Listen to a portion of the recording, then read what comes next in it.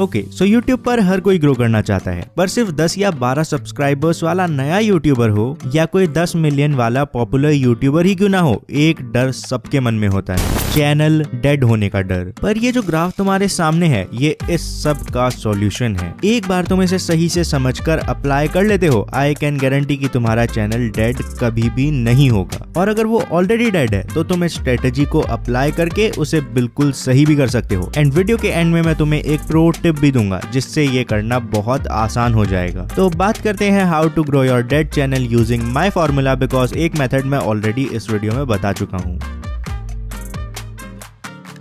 तो even though ये इतना कॉम्प्लेक्स और इम्पोर्टेंट टॉपिक है, YouTube पर तुम्हें इससे रिलेटेड बहुत ज्यादा वीडियोस नहीं मिलेंगे तो भी वो डेड चैनल्स के बारे में इतना सही से नहीं बता पाते हैं। लेकिन प्रॉब्लम बहुत बड़ी है, सो इसका सॉल्यूशन भी खुद YouTube देता है। ये ग्राफ तुम्हें तुम्हारे चैनल डेड होने से पहले ही बता देगा कि वो डेड होने वाला है, एंड ऐसे में तुम टाइम पर एक्शन ले पाओगे। अगर तुम्हारा चैनल ऑलरेडी डेड है तो तुम्हें ये बताएगा उसे सही कैसे करना है। पर कैसे? इस ग्राफ को ढूंढने के लिए तुम्हें YouTube स्टूडियो में जाना पड़ेगा। अगर तुम्हारे पास लैपटॉप या कंप्यूटर नहीं है तो तुम अपने मोबाइल में ही क्रोम में डेस्कटॉप मोड ऑन करके YouTube स्टूडियो खोल सकते हो। यहाँ आने के बाद सिंपली एनालिटिक्स में जाओ और फिर तुम्हें ऊपर 5 टैब्स के बीच में दिखेगा ऑडियंस टैब। इसी टैब में सबसे ऊपर एक और टैब है नेम्ड रिटर्निंग व्यूअर्स, एंड इसी ग्राफ को यूज करके तुम अपनी ऑडियंस को एनालाइज कर पाओगे और अपने चैनल पर डेड ऑडियंस की जगह लॉयल और एक्टिव ऑडियंस ला पाओगे। बट उसके लिए जरूरी है इस ग्राफ को समझना। तो ये डेटा बिल्कुल ही सिंपल है, न्यू वर्सेस रिटर्निंग व्यूअर्स। जो ब्लू वाली लाइन है वो दिखा रही है कि एक स्पेसिफिक टाइम पीरियड में तुम्हारे चैनल पर कितने नए लोग आए। वहीं ये पर्पल वाली लाइन दिखा रही है कि कितने लोग दोबारा आए। दोबारा से बेसिकली मेरा मतलब है कि कितने लोगों ने एक से ज्यादा वीडियो को देखा। पर अब बात आती है हम इन नंबर्स का करें क्या, इनका मतलब क्या है और कौन सा ग्राफ सही है यार, व्यूज किससे ज्यादा आने वाले हैं, बताता हूँ। भाई देखो, दो ही तो लाइन है, या तो ये ऊपर होगी या ये ऊपर होगी। मतलब या तो न्यू व्यूअर्स ज्यादा होंगे या तो रिटर्निंग व्यूअर्स ज्यादा होंगे। बट अब बात आती है इनका मतलब क्या है और ग्रोथ के लिए कौन सा ग्राफ ज्यादा सही है। पहला केस हो सकता है जब न्यू व्यूअर्स यानी ये ब्लू वाली लाइन इस पर्पल वाली लाइन से ऊपर होगी, एंड इसका सीधा सा मतलब है कि तुम्हारे चैनल पर जो व्यूज आ रहे हैं उनमें ज्यादातर लोग ऐसे हैं जो चैनल पर पहली बार आए हैं। इन अदर वर्ड्स, तुम्हारे चैनल की रीच बढ़ रही है एंड वो नए लोगों तक पहुंच रहा है। एंड जब नई ऑडियंस आती है, ग्रो करने के भी सबसे ज्यादा चांसेस होते हैं, एंड मैं थोड़ी देर में तुम्हें इसका प्रूफ भी दूंगा। लेकिन YouTube कहता है जरूरी नहीं है ये उतना भी बढ़िया है। पर क्यों?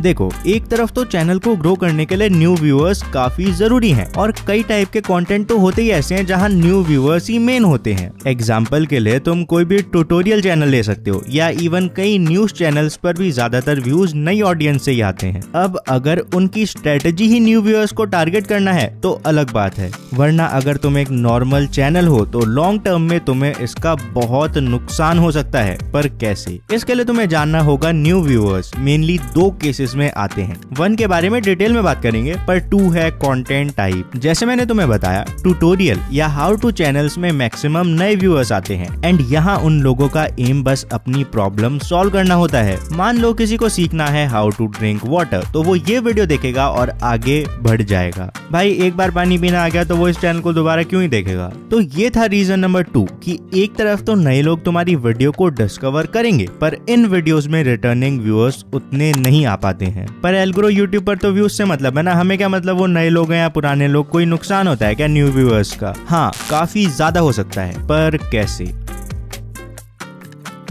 अगर तुमने कभी किसी व्लॉग चैनल के व्यूज देखे हैं तो तुमने नोटिस करा होगा कि उन पर व्यूज काफी स्टेबल होते हैं। फॉर एग्जांपल, अगर हम फ्लाइंग बीस्ट के व्यूज देखें तो ऐसा नहीं है कि किसी वीडियो पर 10 मिलियन व्यूज आ गए तो कोई वीडियो 2-3 लाख पर अटक गई हो, बल्कि उनकी हर वीडियो करीब 2 से 3 मिलियन व्यूज के आसपास होती है। कुछ videos of course 3 million plus भी जाती हैं, पर ओवरऑल व्यूज बहुत ज्यादा स्टेबल हैं। सौरभ जोशी व्लॉग्स पर भी हर वीडियो 2 से 3 मिलियन की रेंज में ही रहती है। क्यों? बिकॉज इनकी मैक्सिमम ऑडियंस है रिटर्निंग ऑडियंस। बेसिकली ऐसे लोग जो इनके चैनल पर एक से ज्यादा वीडियो देखते हैं, बल्कि एक बहुत बड़ी ऑडियंस है जो इनकी हर वीडियो को देखती है एंड इसीलिए इनके व्यूज इतना स्टेबल होते हैं। अब इसका फायदा क्या है? लॉजिकल है भाई, इन्हें कंपैरेटिवली उतनी टेंशन नहीं है कि मेरी नई वीडियो पर 1 लाख व्यूज आएंगे या 10 लाख व्यूज आएंगे। इनको पता है कि इनकी हर वीडियो पर करीब 2 से 3 मिलियन व्यूज आने वाले हैं, बिकॉज इन्होंने अपनी कोर ऑडियंस बना ली है। वहीं जब न्यू व्यूअर्स वाली लाइन ज्यादा ऊपर होती है, स्टेबिलिटी तो छोड़ो, किसी वीडियो पर 10 लाख व्यूज आते हैं तो कोई वीडियो 10,000 भी क्रॉस नहीं कर पाती है। एंड इसका बेस्ट एग्जांपल है यूट्यूब शॉर्ट्स, बिकॉज वहां ज्यादातर न्यू ऑडियंस होती है। एंड इसके बहुत नुकसान है, वो तुम्हारी ऑडियंस नहीं है, तुम्हारी ऑडियंस छिपी होती है रिटर्निंग व्यूअर्स में। एंड रिटर्निंग व्यूअर्स कम होने का मतलब कहीं ना कहीं है कि तुम्हारी कोर ऑडियंस कम है, और कोर ऑडियंस के कम होने पर तुम्हें ब्रांड्स कम पे करते हैं, तुम्हारा इन्फ्लुएंस कम होता है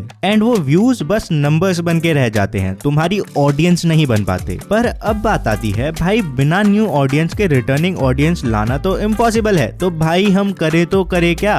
और अपना ग्राफ तो दिखा दे एल्ग्रो, वो कैसा है? दिखाता हूँ, बताता हूँ और समझाता भी हूँ। ये जो ग्राफ तुम अपने सामने देख रहे हो, ये है एल्ग्रो का ग्राफ। एंड अभी जिस हिसाब से एल्ग्रो ग्रो कर रहा है, यही ग्राफ तुम्हारी ग्रोथ के लिए आइडियल है। पर इसमें ऐसा क्या खास है? सबसे पहले तुम देखोगे तो इस ग्राफ में न्यू ऑडियंस वाली लाइन कंसिस्टेंटली काफी हाई है एंड इसका मतलब है चैनल पर रेगुलरली न्यू व्यूअर्स आ रहे हैं। एंड यही सेम एम तुम्हारा भी है कि चैनल पर पहले न्यू व्यूअर्स तो आए, तभी तो तुम उन्हें रिटर्निंग व्यूअर्स में कन्वर्ट कर पाओगे। लेकिन मैं तुम्हें सही बताऊं तो रिटर्निंग व्यूअर्स के मुकाबले न्यू व्यूअर्स लाना उतना मुश्किल नहीं है, बल्कि रिटर्निंग से तो काफी आसान है। ऑल द वीडियो के एंड में मैं तुम्हें न्यू व्यूअर्स का भी तरीका बताऊंगा, बट मान लो अभी तुम्हारे 10 न्यू व्यूअर्स आते हैं, तो भाई अब तुम्हारे सामने चैलेंज है कि तुम कुछ भी करके उन 10 लोगों को न्यू व्यूअर्स से रिटर्निंग व्यूअर्स में कन्वर्ट कर दो। बेसिकली उन्हें मजबूर कर दो कि वो तुम्हारी एक से ज्यादा वीडियो देखें। जैसे यहाँ तुम देखोगे तो मेरे कंसिस्टेंटली न्यू व्यूअर्स आ रहे हैं एंड ये बहुत बढ़िया है, पर मैं फिर इस ऑडियंस को अपनी रिटर्निंग ऑडियंस में कन्वर्ट भी कर लेता हूँ एंड इससे मेरी काफी बढ़िया कोर ऑडियंस बन चुकी है। एंड इसका प्रूफ है कि जब भी मैं वीडियो डालता हूँ तुम देख सकते हो कि मेरे रिटर्निंग व्यूअर्स एकदम से ऊपर जाते हैं। पर अब बात आती है न्यू व्यूअर्स को रिटर्निंग व्यूअर्स में कन्वर्ट कैसे करें, बताता हूँ। एंड इसके साथ अब मैं तुम्हें अपनी पावर टिप भी बताऊंगा। थोड़ी देर पहले मैंने तुम्हें रिटर्निंग ऑडियंस ना होने का रीजन 2 बताया था और कहा था रीजन 1 डिटेल में बताऊंगा। तो रीजन 1 है अलग अलग कंटेंट होना।